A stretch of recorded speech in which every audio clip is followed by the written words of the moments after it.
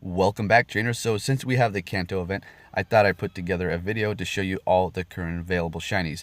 And we're also going to take a look at all of the raids that are available at the moment too. So you can exclude Magby, all right, from this list, and also add on Grimer, Muck, Geodude, Graveler, and Golem as well, okay? So you have a total of 40 current shiny available in Gen 1. That's quite a few.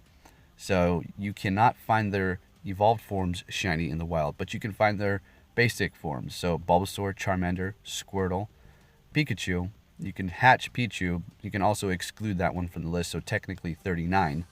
Growlithe, Shelder, Magmar. You can't get that currently unless you have Magby, hatch Magby, and then evolve it. Then you have Magikarp, Eevee, Omnimite, Kabuto, Aerodactyl, and Dratini. So everything else you're going to have to evolve to get that. And we're going to go over all of the raids on which you can find a lot of these actually currently right now. So quite a big list. Very nice. I'm happy I have most of these here. I really want the Growlithe. It's just been, there wasn't very many spawns at first, but now they're all kind of all over the place. So I have a feeling I might be able to if I stay on my grind. So we just got to keep that going there. I was lucky to hatch a Pichu and get that shiny Pikachu a while back, but we had that event. Magby, haven't had one of those hatch yet, so I do not have a shiny Magmar. And as far as the Eevees, of course I got all those. Omnistar, actually have that. Do not have the shiny Kabuto or Kabutops yet. Really want that. No shiny Aerodactyl either. Not sure why they do not have shiny Moltres on this list, but that is actually going to put the Kanto count at exactly 40 Pokemon, I'm pretty sure. So that's pretty nice. Pretty big list here. They're starting to get there.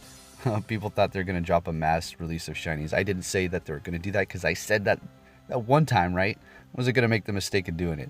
Again, if it happened, it happened. I'm not going to keep pushing, oh, mass shiny release. I'm going to let that for the other people. All right, anyway, so there you have the list. Thank you for the people who made that. And then we have the Grimer, of course, in the Geodude.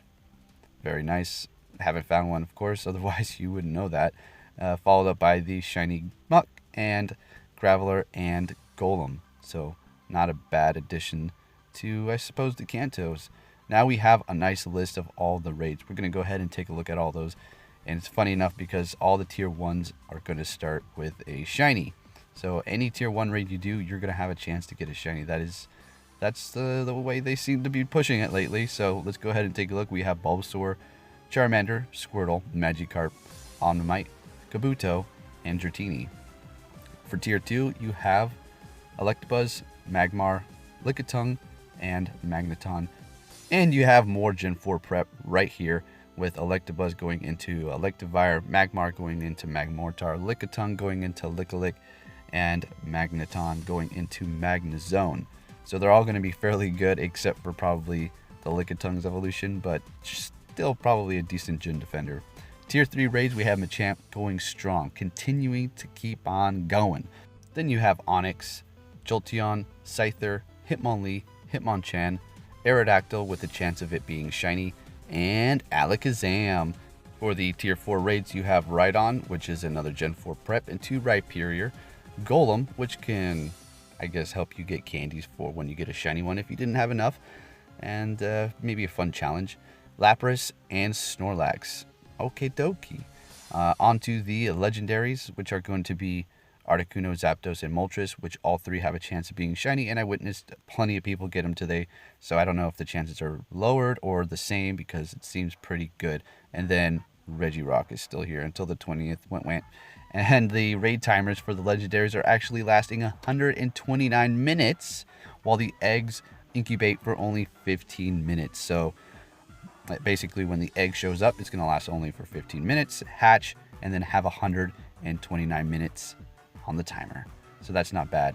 So we're over here on Trails' Twitter, and this is quite amazing what he found here. So disregard the date and the place and all that. He just did that to kind of dig up the raid pass so you can see what the visual looks like for the invite. So if you look down there, it says you and one friend are invited to an EX raid. So this is quite interesting. Basically, you're going to be able to keep your raid and then also invite a friend So if you get a pass, you can invite somebody, say they didn't get one, like, oh man, come on, when am I going to get one?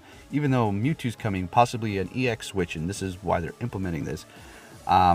You can maybe invite them, and then they can join you. Well, you and your group or whatever you have going on.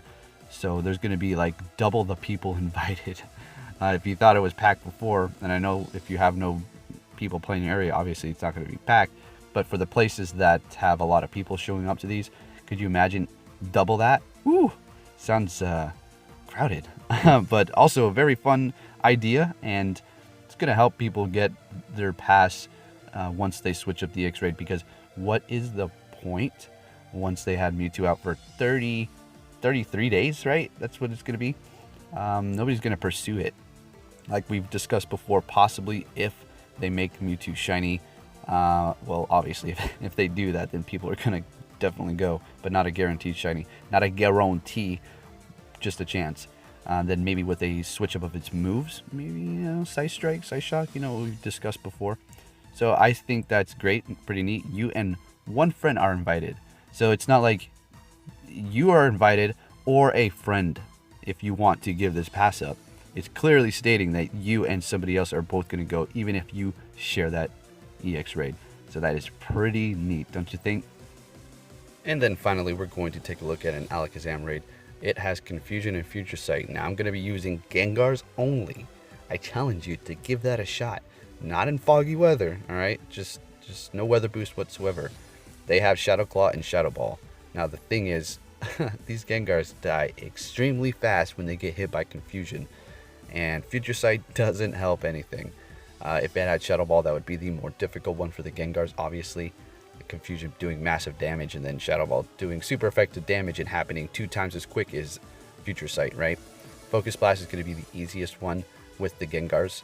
Otherwise, people like to use Dark types to go up against it, but when they do that, when it has Focus Blast, they're going to, eat the dirt really fast, specifically Tyranitar. One of your safest bets is going to be Mewtwo if you have one with a Shadow Ball move. Otherwise, Psycho Cut is going to be the easiest one, and Focus Blast with Gengars. If I was to do that, I could probably run through that without even having to re-lobby. I had to do that once, because you're going to see here in just a moment how much damage Confusion is doing to my Gengars. It's outrageous. It's pretty fun, so it's good to see Alakazam back in the raids.